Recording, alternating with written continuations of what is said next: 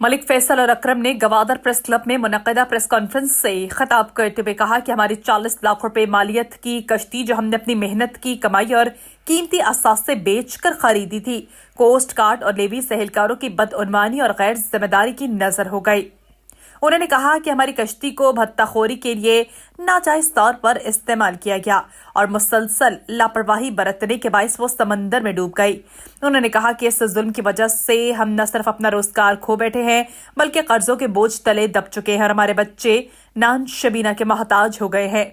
उनका कहना था कि हम एमपीए गवादर मौलाना हिदायतुर रहमान, डिप्टी कमिश्नर गवादर हमूदुर रहमान और कोस्ट गार्ड कर्नल से अपील करते हैं कि हमारे नुकसान का फौरी अजाला किया जाए और हमें हमारा हक दिलाया जाए। उन्होंने हुकूमत बलूचिस्तान, कोस्ट गार्ड के आला हुकाम और ज़िला इंतजामिया से पुरजोर मुतालबा करते हुए कहा कि हमारी कश्ती के नुकसान का फौरी अजाला किया जाए, बदउनवान एहलकारों के खिलाफ कार्रवाई अमल में लाई जाए ताकि आइंदा किसी और गरीब के साथ ऐसा न हो। उन्होंने कहा कि अगर हमें जल्द इंसाफ न मिला तो हम एहतजाज पर मजबूर होंगे और कोस्टल हाईवे को ब्लॉक करेंगे,